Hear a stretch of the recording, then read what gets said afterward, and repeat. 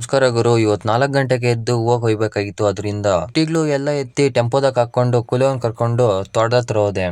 ತೋಟದ ಹತ್ರ ಹೋಗಿ ಕಿತ್ತಿರೋ ಬ್ಯಾಗ್ಗಳನ್ನೆಲ್ಲ ಎತ್ತಿ ಟೆಂಪೋದಲ್ಲಿ ಜೋಡಿಸ್ಕೊಂಡು ನೀಟಾಗಿ ಅದನ್ನ ಮನೆ ಹತ್ರ ಎತ್ಕೊಂಡ್ಬಂದು ನೀಟಾಗಿ ಲಾಟ್ಗೂ ಸಹ ಇಳಿಸಿದ್ವಿ. ಇಳಿಸಿದ್ಮೇಲೆ ಒಂದೊಂದು ಹೂವು ಡ್ಯಾಮೇಜ್ ಸಹ ಆಗಿದ್ವು ಬ್ಯಾಗಲ್ಲಿ, ಅವನು ಸಹ ನೀಟಾಗಿ ಎತ್ತಿ ಆಚೆಗೆ ಹಾಕಿದ್ವಿ. ಎತ್ಕೊಂಬರಕ್ ಟ್ರ್ಯಾಕ್ಟರ್ ಹೋಗಿ ವೈರ್ನೆಲ್ಲ ಬೀಳ್ಸಾಕಿತ್ತು. ಅದರಿಂದ ನಾಟಿ ಮೇಲೆ ಕಟ್ಟೋಣ ಅಂತೇಳಿ ನೀಟಾಗಿ ಗುಣಿಗಳೆಲ್ಲ ತೆಗೆದು ಕೋಲು ಸಹ ನಾಟಿದ್ವಿ. ಕೋಲುಗಳು ನಾಟಿದ್ದಾಗೋಯ್ತು. ನೀಟಾಗಿ ವೈರು ಸಹ ಮೇಲೆ ಕಟ್ಟಿದ್ವಿ.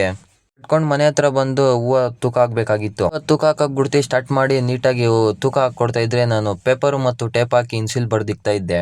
ಎಲ್ಲ ತೂಕ ಹಾಕಿದ್ದಾಗೋಯ್ತು. ಮತ್ತೆ ಐಶ್ವರ್ಯ ಬಾಡಿ ಹೂವು ಕಿತ್ತಿದ್ವಿ ಬೆಳಗ್ಗೆ, ಅವನು ಸಹ ತೂಕ ಹಾಕಕ್ಕೆ ಕ್ರೇಟಲ್ಲಿ ಹಾಕಿದ್ವಿ.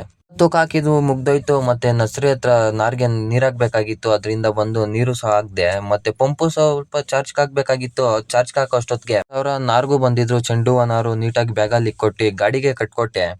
ಕೊಟ್ಟಿದ್ದಾದ್ಮೇಲೆ ಮದ್ದು ಹೊಡಿಬೇಕಾಗಿತ್ತು. ಅದರಿಂದ ನೀರಿಕೊಂಡು ಮದ್ದು ಸಹ ಎಲ್ಲ ಡ್ರಮ್ಗೆ ಕಲ್ಸ್ಕೊಂಡೆ. ಹಂಗೆ ನೀಟಾಗಿ ಮಿಕ್ಸು ಸಹ ಮಾಡ್ಕೊಂಡು ಮದ್ದು, ಮತ್ತೆ ಹಂಗೆ ನರ್ಸರಿಯಲ್ಲಿ ಲೈಟ್ಗಳು ಸಹ ಆನ್ ಮಾಡಿಬಿಟ್ಟು ಮದ್ದೊಡೆಯಕ್ಕೆ ಸ್ಟಾರ್ಟ್ ಮಾಡಿದೆ. ಮದ್ದೊಡಿತಾ ಇರೋದಂದ್ರೆ ರೂಟಿಂಗ್ ಚೇಂಬರ್ ಅಲ್ಲಿರೋ ನಾರ್ಗೆ ಚೆನ್ನಾಗಿ ರೂಟ್ ಬೀಳಕ್ಕೆ. ಮತ್ತೆ ನಮ್ಮ ಫ್ರೆಂಡು ಸಹ ಬಂದಿದ್ನು, ಅವನು ಮಾತಾಡ್ಸ್ಕೊಂಡು ಮನೆ ಕಡೆ ಬಂದೆ.